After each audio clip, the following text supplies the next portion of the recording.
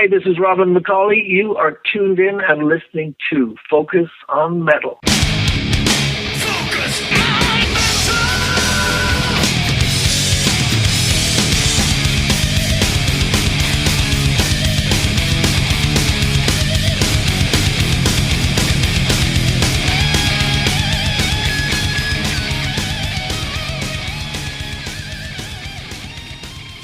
Hey, Metalhead, Scott Thompson here, welcoming you to another week of Focus on Metal. So amazingly this week, the guy at the beginning is actually the guy we got on the show. That's right, once again this week, we welcome back Robin McAuley to talk about the latest release from Black Swan. And no, I don't mean the Korean girl pop group. That would be really strange to be on Focus on Metal. I'm talking, of course, about the Frontiers artist, Black Swan. This is their second release, first one being Shake the World back in 2020. And wow, you know, same lineup again with Reb on guitar, Matt Starr on drums, Jeff Pilson doing guitar, bass, little keyboards, and of course, our guest once again, Robin McAuley on vocals. So the new release is called Generation Mind, and heavier than it was for the prior one. And even the cover, when you look at it, it's got this weird drawing, and it's almost like somebody's wearing one of those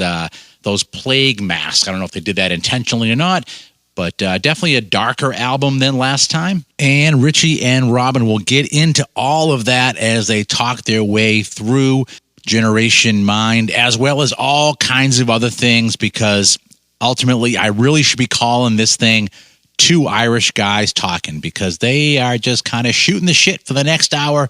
And along the way, they do get some Black Swan talk in there, but lots of other good stuff as well. And I will say, very bizarre coincidence on this one as well, that, I ordered the vinyl for this way back when it got first announced, and the CD rolled in like weeks ago, and then Richie pinged me and told me he was going to be talking to Robin, and I just wrote back a bitchy text about the fact that I'm still waiting for my vinyl. Things released, vinyl hasn't shown up, and then bam, next day vinyl shows up. So all comes together. Good show with our great guest, Robin McAuley. I've lost count of how many times we've had the guy on the show, and I've also lost count of the number of vinyl that I have bought within the last few weeks. So there you go. All of that comes together with this week's show, episode 533, with one of our favorite guests, Robin McAuley. So with all of that out of the way, I'm going to turn it over to my buddy Richie and Robin McAuley. Good morning, good morning, good morning. Hey, Robin, how you doing? I'm good. How are you, Richie? I'm okay. Hope I didn't get you out of bed. Yeah, right. Yeah. You got me out, but not out of bed.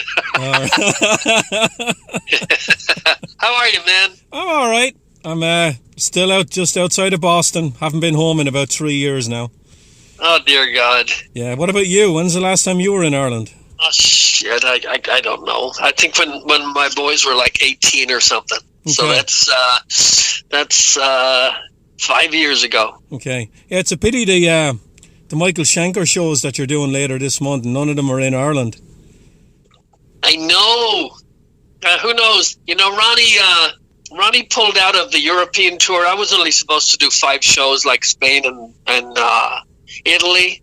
And a week after I said yes, I get another email going, well, can you do the whole European tour?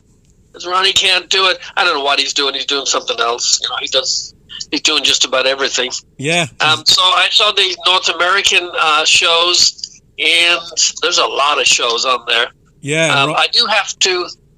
I will do the Steelhouse Festival in North Wales, which is the end of July. So who knows? Who knows what Ronnie will do? Maybe he's thinking, fuck that Schenker guy.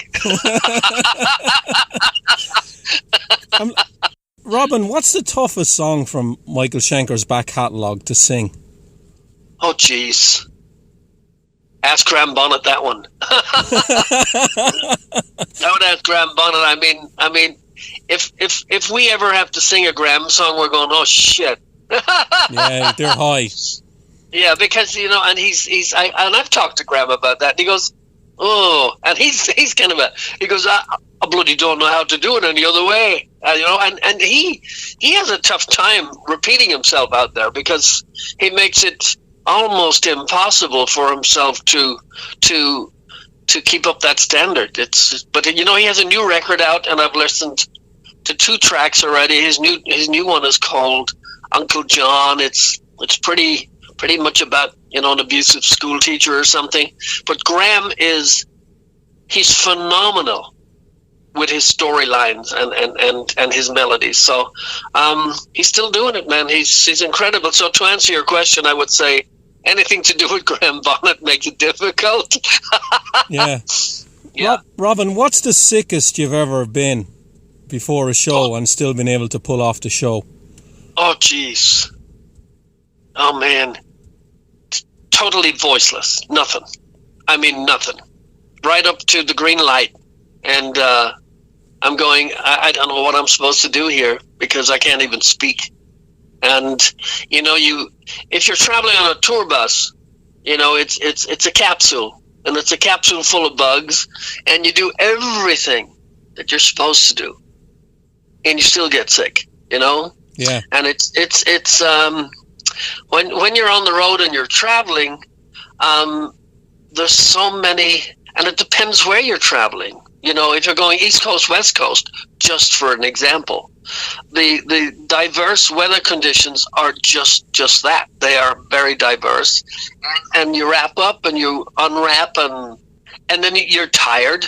So if you have a combination of a very tired body, no matter what your age is, FYI, and somebody around you is sick, or you yourself are not taking the necessary precautions so that you don't get sick, then it's an hellacious situation.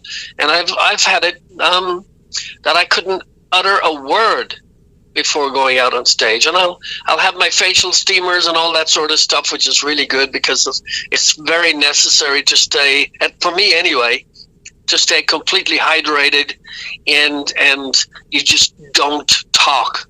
You just don't talk. Eye contact. And boy, I can make pretty serious shitty eye contact. So have you ever gone out on stage and then sang a couple of songs and then say, look, I just can't keep going?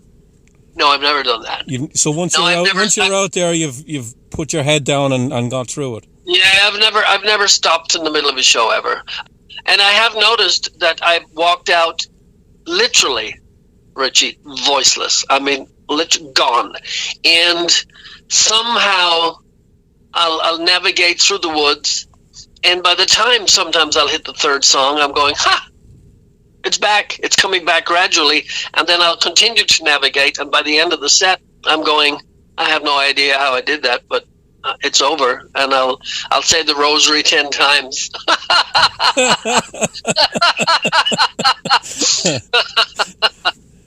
But it does happen. I mean, it just does happen. But you try everything.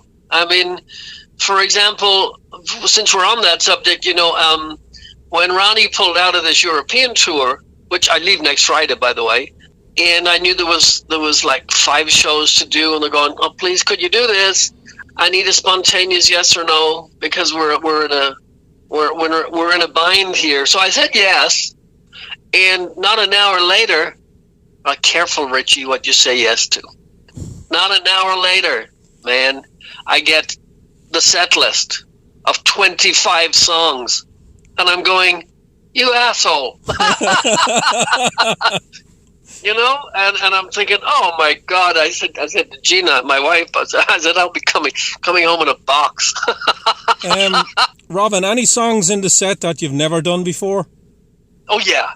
There's a bunch. There's a whole bunch of. I mean, I had a copious amount of work to do because there's the Universal album that Ronnie is on, and I'm not singing on that. So I'll be singing songs from him, and I'll be singing songs from, can't remember his name, shame on me, brain fart, singer from Halloween is on.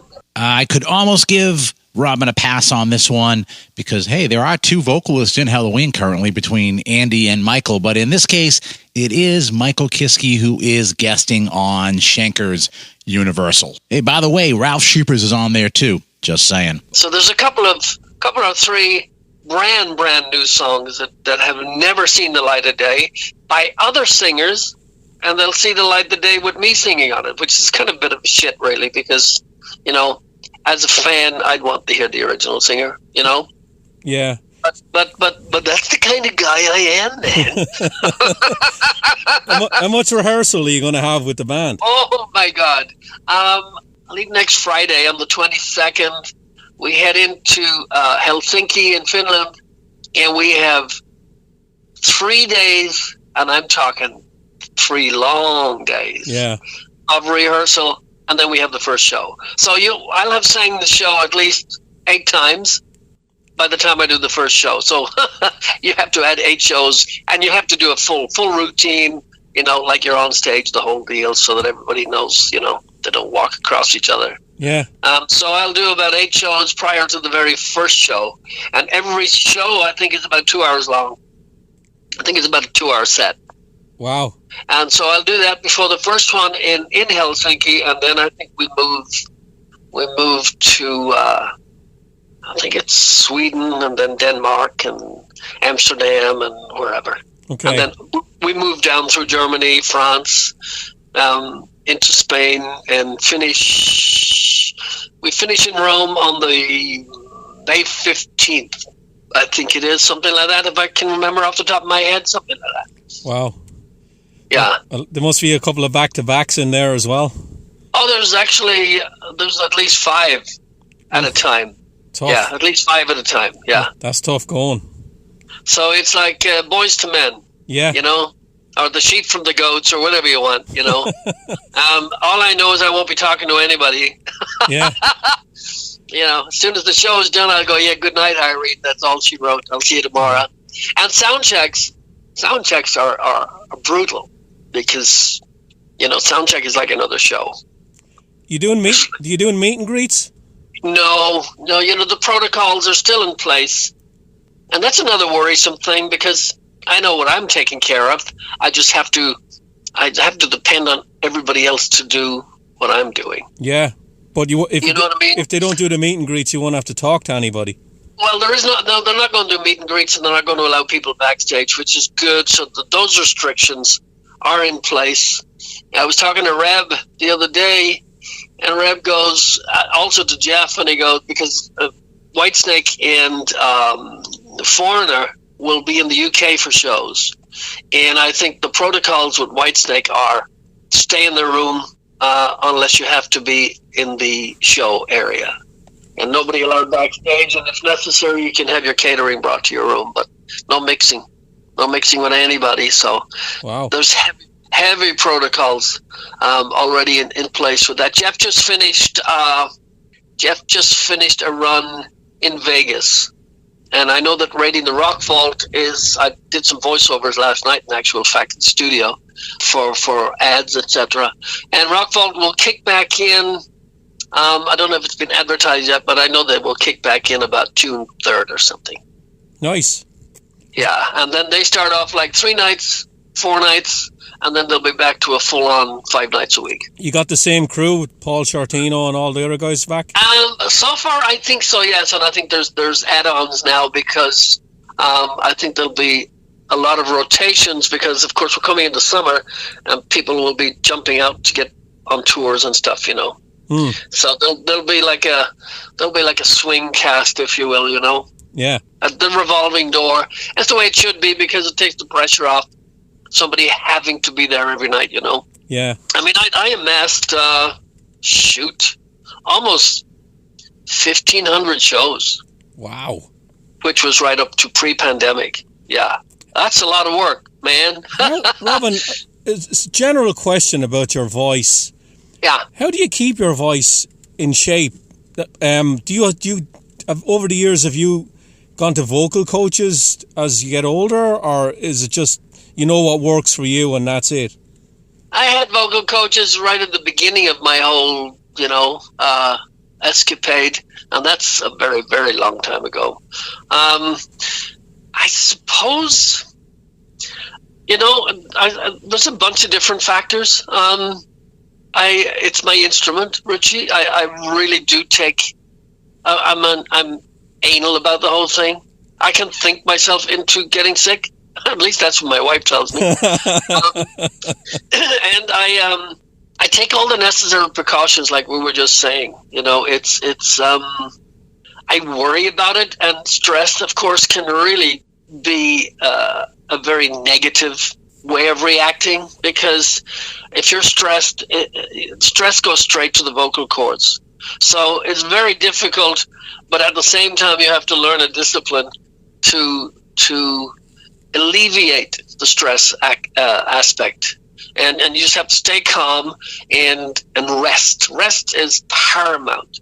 If you rest your vocal cords, you're at least, it's half the battle. There's a lot more to it, with hydration, very, very quiet vocal warm-ups, that sort of stuff, warm-downs after the show, which you learn if you ever do take vocal lessons, and that's been a long time. But over the years, I've managed to develop like a technique. I have a great habit of not over-singing.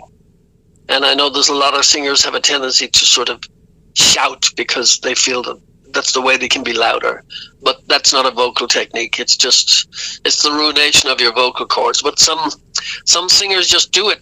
That's their style. It's not my style, So I have a tendency to scope it out and feel it on the night. And every night can be different, because you can be more elevated than you were the night before or less. And then you navigate through that and you go, okay, this is what I need to do tonight. Nobody will notice. You notice. I notice, because that's what I do. But you learn to maneuver and know what your capabilities are on the night, and then you make it work. Because, I hate, personally, I like to hear songs like they were recorded. I hate the ducking and diving and going, it doesn't sound anything like the song, Yeah. So I'm not one of those. I like to keep the integrity of the song, how it was recorded, as near as damn it. So I put a lot of pressure on myself when it comes to that sort of stuff, because I look forward to it if I go to see a band. So I can't complain about somebody else if I'm the one falling short, if you know what I mean. Yeah. So I tried to make it work. So far, so good. Touch wood. Of course, there's some nights, it's showtime, and I'm going, I would do anything not to do this show tonight. I would do anything. I would do almost anything. So, of course, there's all of that. I mean, it's just how we are. We're human, and it's a physical act. It's a very, very physical act, and it's you're not plugged into an amp. Yes, we have a microphone, but it's your physical air that's been pumped through that microphone, and out of which comes a response from your monitors or wherever. And of course, I wear my in-ear monitors, which gives me a lot of additional control. And a lot of people could probably not stand the level that I have my in-ears in, but not enough that it's going to be damaging to my ears. Yeah. So that's another thing. And I have monitor guys that I'm able to give them my settings, and they can respond to me, and they'll tweak it, and you're in constant eye contact. And again, it's a show. It's a show, and it's super important that you create a show and it's entertainment, and you don't want to be bugging an audience, no matter how hardcore they are, complaining about technical issues. That's just bullshit, Robin, and everybody has bullshit, has technical issues, but you that's why you have people back there working on it, Yeah. Is there, the last couple of years now, you've had your solo album, a couple of Black Swan albums, you've been on a couple of Schenker albums. Is there a different mindset to you when you're recording vocals in the studio as compared to live shows, or is it just all vocals to you? No, that's an excellent question. No, it is different. It absolutely is different. Black Swan. Let's begin with Black Swan. Actually, let's go back to my period of MSG, if you will. I mean, there was a sound, if you will, at that time of the 80s. You know, there was, and I'm going to say, you know, you had your Wingers and your Def Leppards, and you had your White Snakes, and you had your Bon Jovis, and you had your Slaughters, and there was a sound. There was the sound of the 80s. That's all you can say. You know, it wasn't alternative, it wasn't grunge, it was 80s hair metal rock. And with that came a sound, a Def Leppard sound. And so you find yourself in that niche, and you find yourself in the production of that niche. So you're going to have that sort of, yeah, this is it. That's totally 80s, right? And that's why you can differentiate, and you get, you know, Five Finger Death Punch. And you're going, this doesn't sound 80s. You know what I mean? Yeah. And there you have it. So now you're onto a different genre, a different style of production, and a different approach to recording to gain that sort of sound. And when I hit the Black Swan stuff, one of the greatest things that always sticks out in my mind was Jeff Pilson. Hey, this is Jeff Pilson, and you are listening to Focus on Metal. Enjoy. Whom I've known, as you know, for a lifetime. Jeff said, you're going to sing the way you sing, and I'm going to record you the way you sing. And you're going to sound like you, not processed, not anything. And, you know, typically I'm not a clean singer. I have a pretty decent range, but I'm not a clean singer. That's not my style. I have a pretty coarse, sort of scratchy type vocal approach, and I can turn that on and off depending on my vocal range. I can be really clean, really soft, but I can flick the switch and I can give you all the rasp that you want.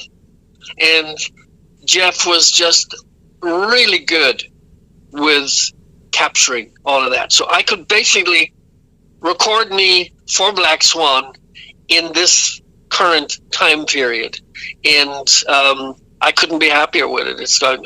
Because it was like, you don't have the pressure that we had from the 80s of it has to be a certain way, it has to be a certain sound, a particular type of song, you know, you got to get into the charts, you got to get MTV, all that bullshit that came with it.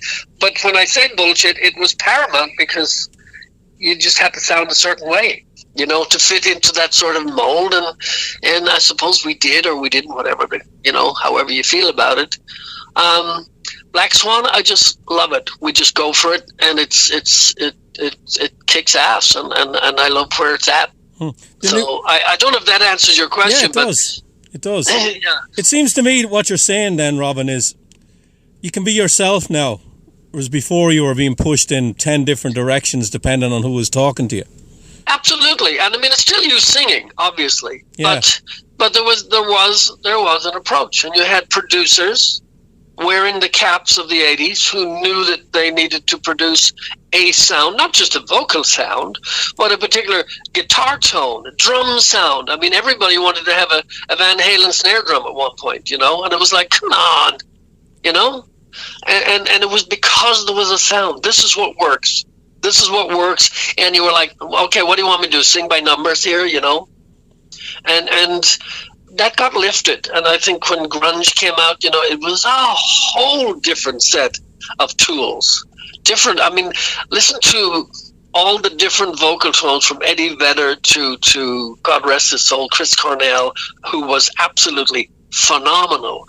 But they didn't sound like 80s singers, did they? No, not at all. It was immediately after the whole hair band 80s, right? Yeah. And then you had alternative music that was completely different again. A whole different approach, different tone to the vocals that you heard it on the radio and you go, it's alternative. Why were you able to do that? Because there was a sound that was produced to make it that sound. And if in the middle of a let's just say for the worst example, let's say you had a Soundgarden track on the radio, followed by a Pearl Jam, followed by Nirvana, followed by let me think of one of the big alternative bands. You could tell the difference. And if you immediately after that stuck Poison on or Def Leppard or Bon Jovi, you would go, we're back to the 80s. Wouldn't you do that? I think, Robin, a lot of that is reverb. Yeah. You could be right. Yeah. Yeah. Yeah. Yeah. I don't know what it is. I don't know what it is, but it's, it's different. Techniques have changed too, Yeah. I mean, I couldn't sing like Eddie. I could imitate Eddie Vedder if I wanted to, but it doesn't make me Eddie Vedder, If I said to you the new Black Swan album, it definitely rocks more than the debut, and it's a little bit darker. Would you agree with that? I don't know if it's darker. Maybe it is. I'm talking about some of the riffs. Yeah, they're a bit heavier than on the debut. Heavier. I mean, yes. I could go straight to it by saying, Crown, for example, Wicked the Day. I absolutely love that stuff. It's definitely different tunings again, and because that's how the music came to me, I instinctively went down that road also lyrically and melodically, and it was an absolute, I don't want to say joy because that sounds really hokey, but it really was awesome to work in that new parameter. It was just, I had so much fun with it, and I dug deep. Wicked Today, for example, is actually lyrically all about King Arthur, believe it or not, because he had a bastard son. Okay. Mordred, and I went, there's an interesting subject, and then I love to read up on stuff, and then that's where all that came about. Crown, you could think it was biblical in its lyrical content, and it kind of is but isn't, because it's really about the demigods, from Zeus to Thor and all of that. And when I was reading up on that, just on that subject, Zeus, who was the god of gods, was somewhat of a womanizer. And it's kind of funny because everybody knew that he was, so he would disguise himself as a horse, thinking that nobody would recognize who he was, and so he could have multiple affairs. But what's the old saying? Is it an Irish saying? A horse of a different color? Yeah, still a horse.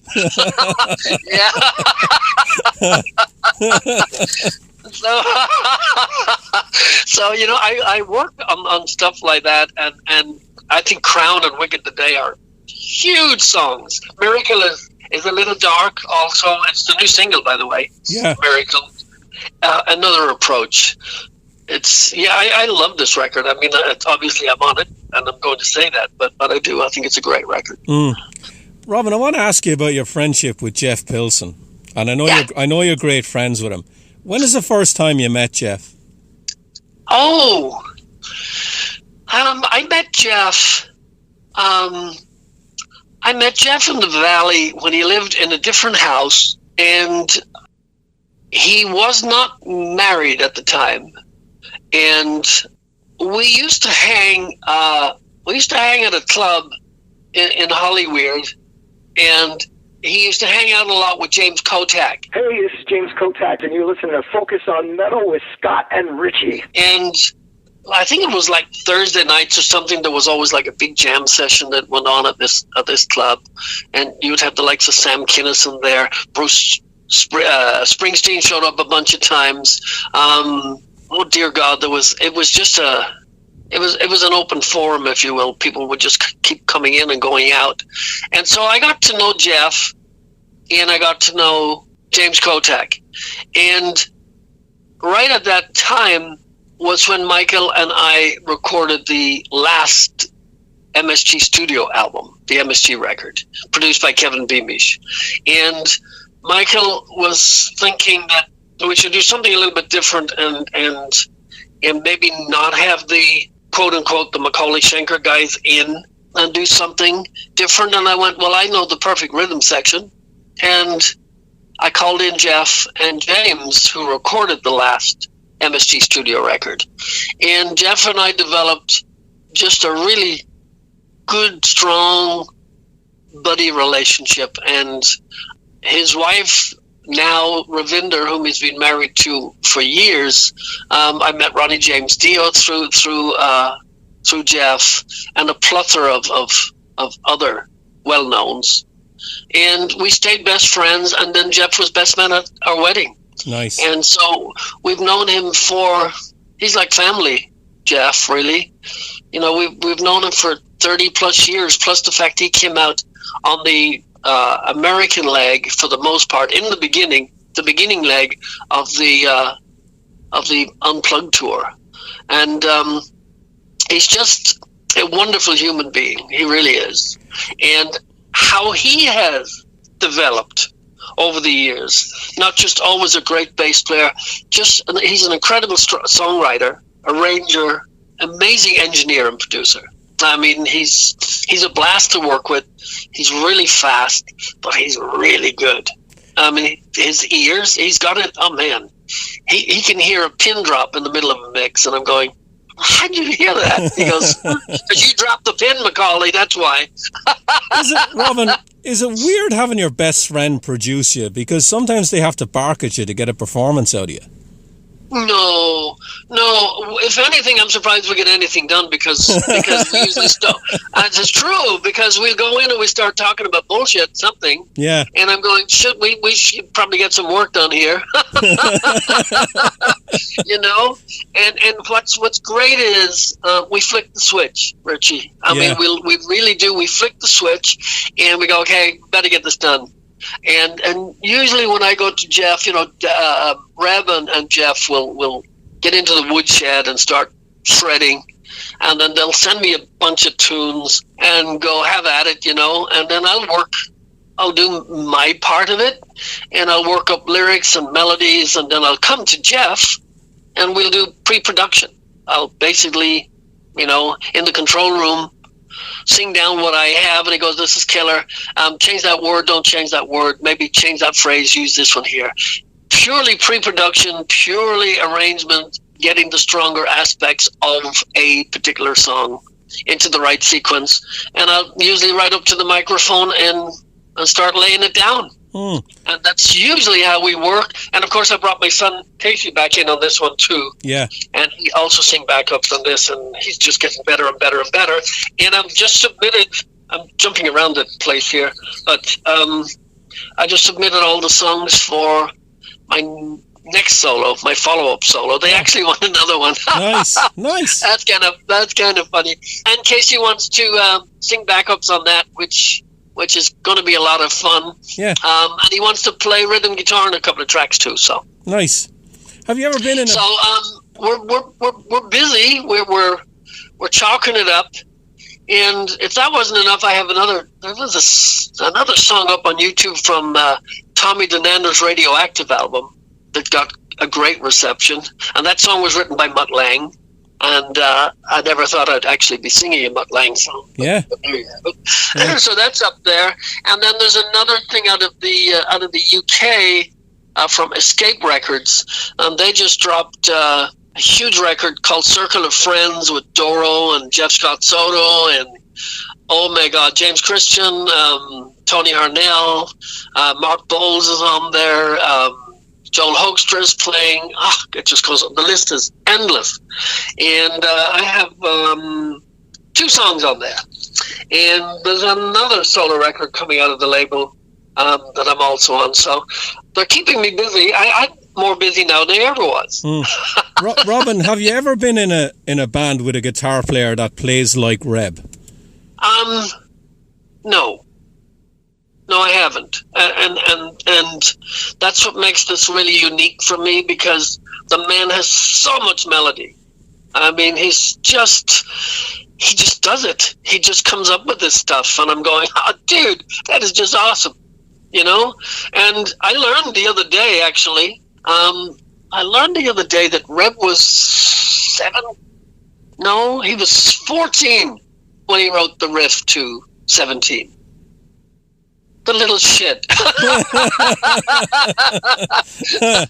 You know, and he comes to me and we'll be talking about the songs, and when the label dropped, we knew the Generation Mind would most likely be the first single, and they wanted something else.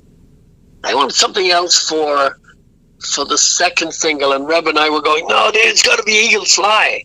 And I was telling him that, I said, you remember when we did Shake the World, the opening riff on Immortal Souls really got me going, because it sounded like something I had heard, like wolves and stuff. And he goes, dude, what are you drinking?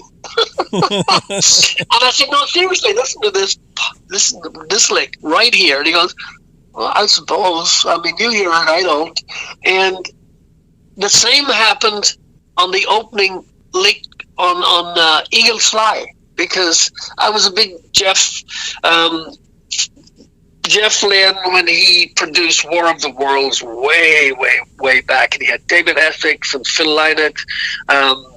He had Justin Hayward, and he had Richard Burton do the narration for the H.G. Wells War of the Worlds, and I heard something that sounded like one of the aliens, and so I completely wrote Eagles Fly to do with War of the Worlds, and the video is kind of the same, a derelict building and a yada yada, and I'm telling this to Reb, and he's going, well, as long as you hear it. but that's what he does. I mean, he plays this stuff, he just lets it fly, and his melodies are just deep. They're just great melodies, and his guitar tone is just I think he's just a great guitar player. Yeah, that's all I'm saying. Yeah. He's just a great guitar player, and he's a joy to work with.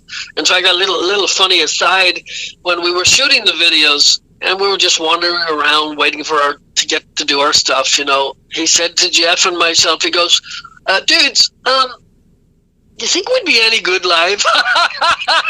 Come on, really? And Jeff said, yeah, probably not.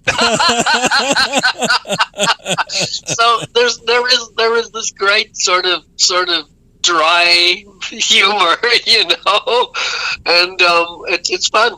It's a lot of fun to work with, and I wish we could work more, but we're busy, and busy is great. And I guess like the last time we said that ideally what would be great for the band would be festivals. I guess it would be the perfect forum, no pun intended, because a lot of people in the same place at the same time, as I like to say. Yeah. And it would kind of make perfect sense if such a thing was to be able to come to pass, I suppose. Robin, I don't want to keep you all day. I just want to finish up. I'm going to name some bands that you toured with in the past. Right. I want to ask you about, is there any particular show you did with them that stands out, or anything that, you got to know one of the band members really well because of this tour? I'm going to start with the Reading Festival in '82. What are your memories of that? Wow. Oh my God. Well, that's an easy one, because when we Grand Prix were rehearsing the lead up to the festival, next door we had a band called Samson, and Bruce Dickinson was the singer with Samson, and Bruce and our bass player Ralph used to share an apartment in London, or as they would call it, a flat, right? And they were really good buddies. We became good buddies with Bruce, and of course the rest of the guys in Samson. The drummer from Samson, by the way, went on to play with Simple Minds throughout all of their massive careers. So, an amazing drummer.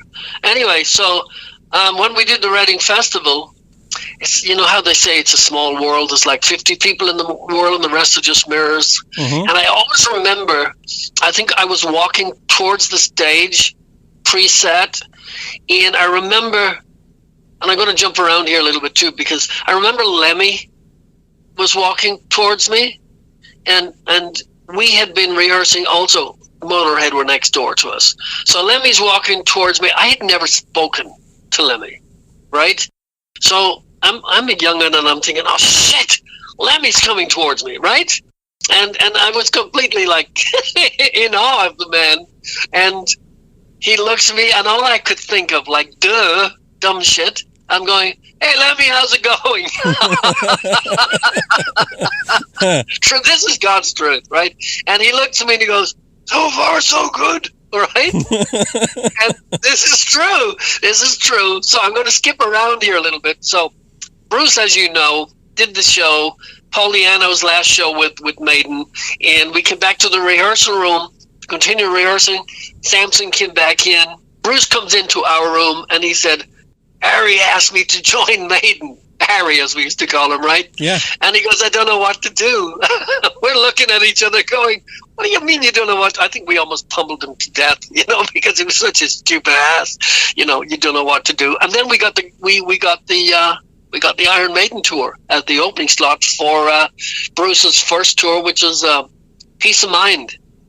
Okay. And so, of course, we got to know all the men. Bruce, Nico and my kids have taken a ton of photos, and I remember talking to Steve Harris after a show one day, and I went, "What's the Maiden thing, Steve?" And he goes, "What do you mean, what the Maiden?" I said, "Well, you guys just come out, and it's just like, And he goes, "What we do, mate," he says, and I'm going to quote him. He goes, "We come out, we kick them in the balls, they go down." And if they get up, we kick them in the balls again. And so, short and sweet, Yeah. And I got, of course, then we did Leopard, got to know all the Leopard guys, because our bass player, Rocky Newton, sang on backup vocals on Pyromania and Hysteria. All right. And so we got to know all the Leopard guys, and of course Vivian's Irish, of course. Yep. And I used to see Vivian here in Hollywood at an Irish pub called Molly Malone's, because we used to go watch Flogging Molly. You're familiar with Flogging Molly, yes, right? I am. Yeah. So Dave King is like a little brother.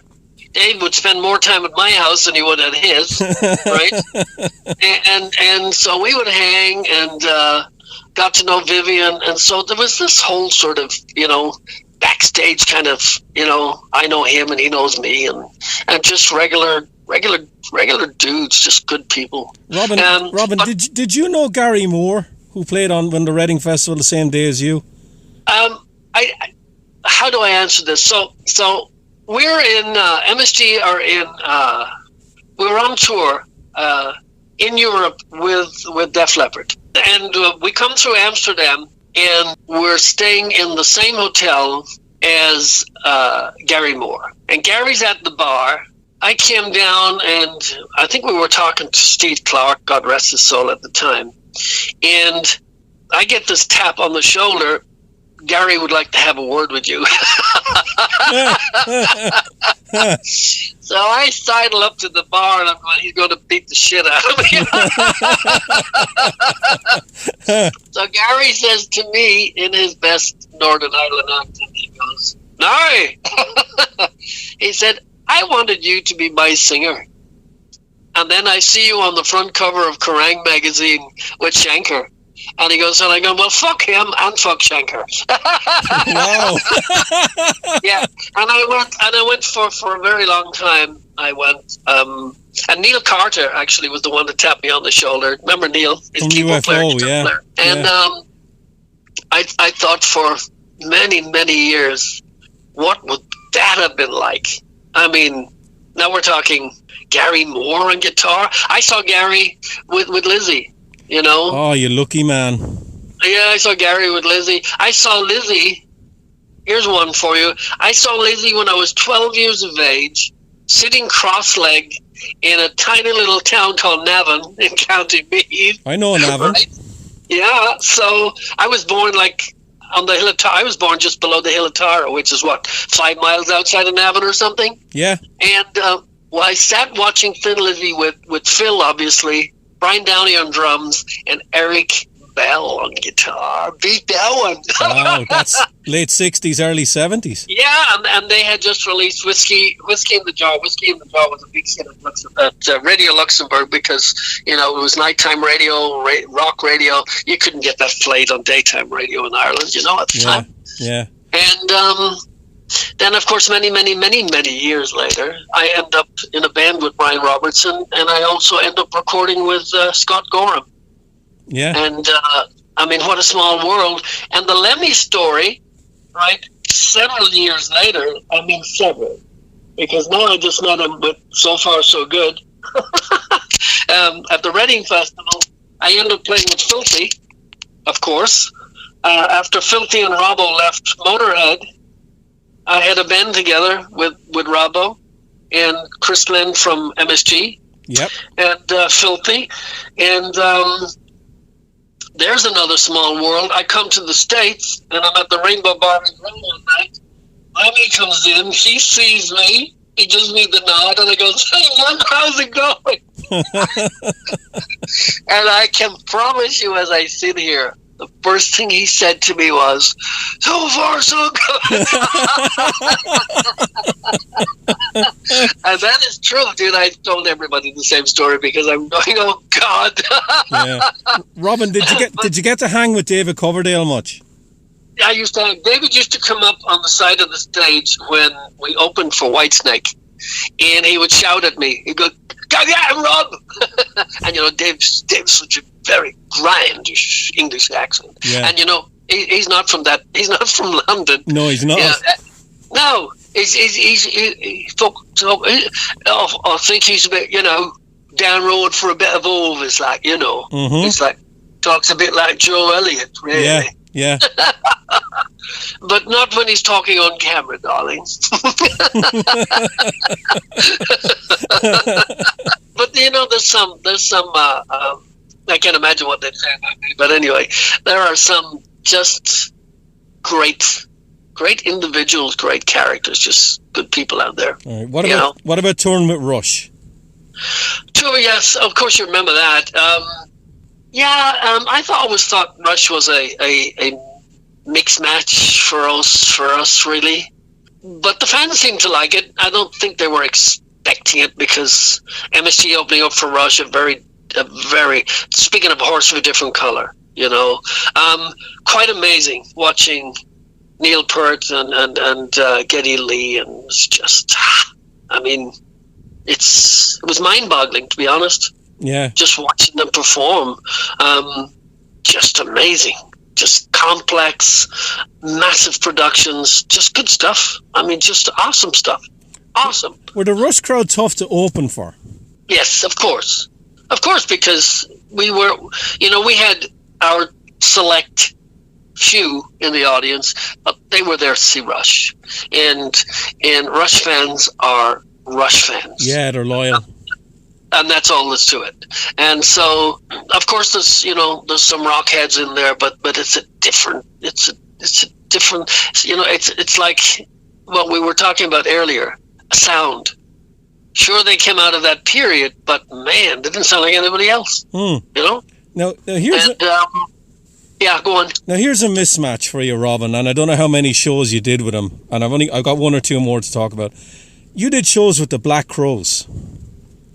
Yeah, correction. They did shows with us. Okay. But they opened. They just released their debut, Shake the Moneymaker. Say again? They just released their debut album. Yeah, Shake the Moneymaker was the first one out the gate, and there's a great band. That band was awesome. Band was awesome. Great songs, great performance. Just a little indie story. So Chris Robinson, because I have a habit of spinning my microphone, stand, right? Yeah. So I'd be spinning this thing, and of course I had a gadget to make it spin faster because I devised something that's just patented to me. But anyway, he saw me backstage one night, and he's got his microphone stand in his hand, and he's pulling at it, and he's going, "How do you do that?" Because, he's very much sort of the Rod Stewart influence thing, And I went, "Dude, I knew Rod Stewart before you were born." Right? And Rod Stewart I'm a huge Faces fan. So I went, fuck off. This is my thing, not yours. So he's trying to spin this thing, and I'm going, "Oh, Chris, it's all in the wrist action, son." And I never told him how I did it, showed him how I did it. They used to be making fun of Schenker up at the back of the hall because, again, different genre. Yeah. And at the time, his brother really couldn't really play guitar. He played bar chords, and the Schenker fans would be making fun of him because they knew he wasn't really very good. And years later, dude, he's out with Paul Rodgers, some Bad Company. You know? Yeah. And that's how far he came. And I can tell you that because Howard Leese, of course, who's in Rockbolt, sang his praises. He said, the guy's great. He's just really good. So he worked at his craft over all of those years. And, Jimmy Page came out and did a show with him when we were on tour. And so did Denny Lane came out and played keyboards one night with him. Okay. And it's just good stuff, man. It's just, it was great for them. They never looked back. They did just tremendously well. But they weren't just a good band. I mean, live, they were just kicking ass. Sounded like the record. Really good to watch. Very entertaining. And just a bucket of great tunes. So, mismatch or not, it was huge for them. Huge. Robin, did you get to hang much with Steve Clark? Oh, we would see poor Steve. Oh, man, he'd be the first to the bar, man, after a show, Very, very quiet, very unassuming. Always stick to himself. Talk to people if they came up to him, but for the most part, I always saw Steve as somewhat of a loner, Yeah. But a super, super nice guy. And a great guitar player, man. He slung that axe way down below his knee. People were going, how does he do that? And for years, a lot of kids would go, no, I want to play like Steve Clark did. I want to drop that guitar below my knee. And I remember guitar tutors would go, learn how to play it first before you could do that. Which is true. Yeah. Yeah, learn how to play it first before you. But he had a great style, dude. He was awesome. Do you remember at the time looking at Steve at all and thinking, maybe there's going to be a problem here? Or maybe I didn't know him. You didn't know him enough. that well, okay. No, I didn't know him well enough for that. No. Okay, well, there was a lot of partying going on with everybody at that stage, probably. It's had a great time, don't remember a thing.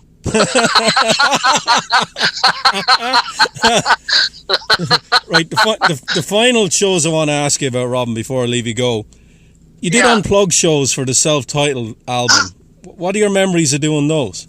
Oh, that was some of my best times because I really thought that the songs, everybody says, if you write a good song and it sounds good on acoustic guitar, it's a good song.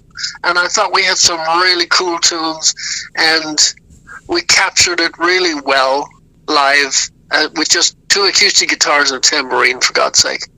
And MTV Unplugged was huge at the time, and almost everybody that came out to do MSG Unplugged had like stand-up bass. They had something. They didn't come out with just acoustic guitars. They had, they brought the pans and the pots with them. We didn't. We just went out with 2 acoustic guitars, one 12-string, one 6-string, and it was some of the best time. And I think the MSG Unplugged record, I think sounds terrific. Yeah. Even today. And that was recorded actually when DAT first were introduced. Yamaha gave us a whole setup so we could sort of test run it. And it sounded amazing. Yeah, those are good memories. I had a great time on that. Who was the other? Met my wife during that particular moment. All right. You'd Spencer Sercom as the other guitar player, didn't you? Yes, he was from Shark Island. That's right. Yeah. Yes. What's he doing now, Robin? Do you know? Do you keep in touch with him? I read something recently that there was a new Shark Island record. I don't know if he's on it, but sad story for Spencer. He married a girl from our sound company back in Germany. And so when we were on the Unplugged tour, I guess there was this whole secretive affair going on that we never really saw because they were really good at keeping it secret. And anyway, he ended up marrying her and had a baby, and they came to hang with Gina and myself and our little boys at the time. And sadly, extremely sadly, Susie passed away. She got cancer, and it was just It was terrible. And he decided to move to Germany. He was from Pasadena. And he moved to Germany.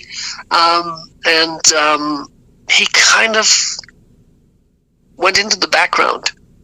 And his son posted a lot of stuff, and I managed to contact him through his son, who's a brilliant musician.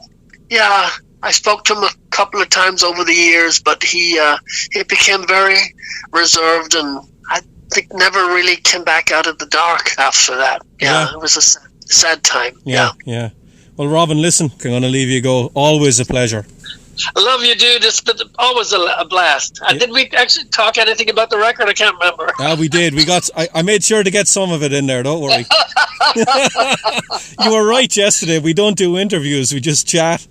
Yeah, well, the interviews are boring shit, you know. Yeah, I hate that term, interview. I hate it. Oh my God, you and me both. That's which is why I came back and it's like, no, this is much better. It's good to chat. Yeah. It's good to chat. All right, Robin. Have a good rest of the day and good luck in Europe in a couple of weeks. Thanks, Richie. God bless you. Stay well, okay? I will. All right. Bye. Bye. There you go. Another great chat with Richie and Robin. And as I promised up front, all kinds of stuff in there because obviously Robin plays with a bunch of people. So all kinds of history, good stuff in there.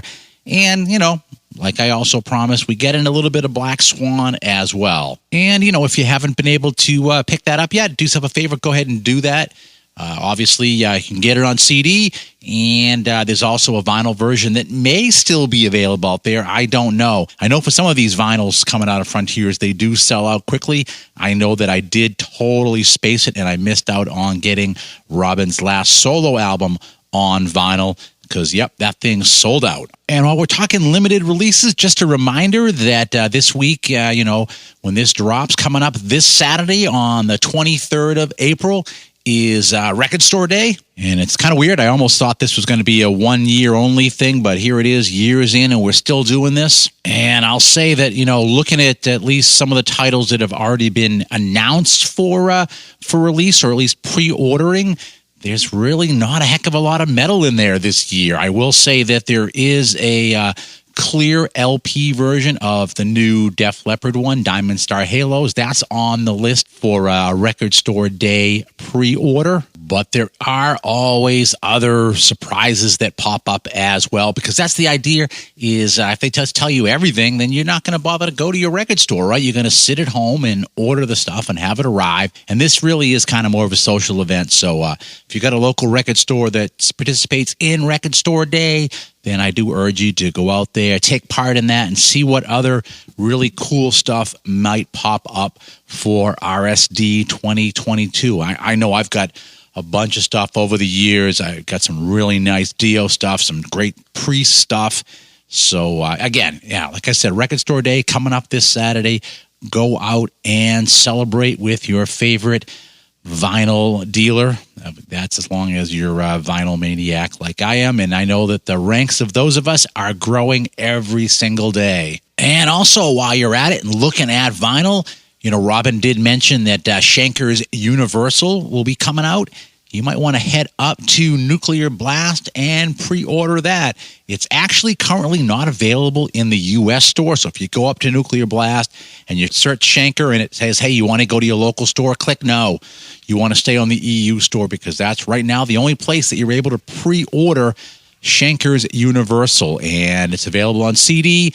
And as of right now, there's 3 different versions of the vinyl also available, just different limited colors. I think the run is like $300 a piece or something. And I know that as of last Friday night, there were still some of them available. They were down to like under 30 of each one. But if you want to get yourself the Schenker Universal on a limited vinyl, you probably want to get in there quickly. So I hope you enjoyed this week's show. You know, it's always great when we have Robin on. He's always upbeat and just carries through with everything. He's a great interview. And we got another great one coming up as of right now next week. And now that'll all depend on my timeline and being able to get it all done. I have done some partial work on it already. And that is a great interview that Richie did with Warrant's Joey Allen, doing a bit of an anniversary chat for the release Dog Eat Dog. So Richie had a really long talk with Joey, and that might even be something we do over 2 episodes. We'll see how it goes.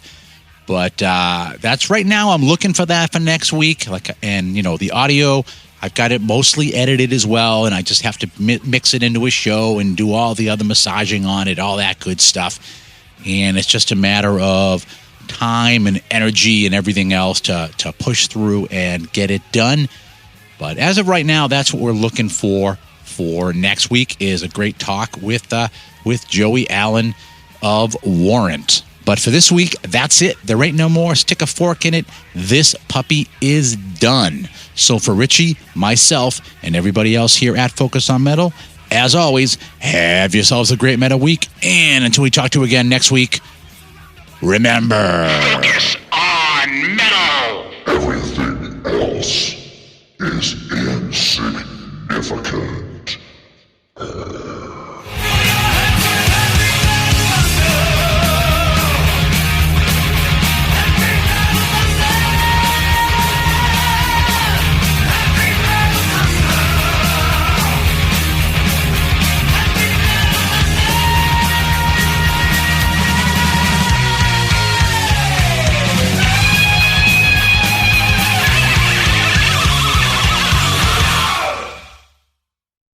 You're still here? It's over. Go home.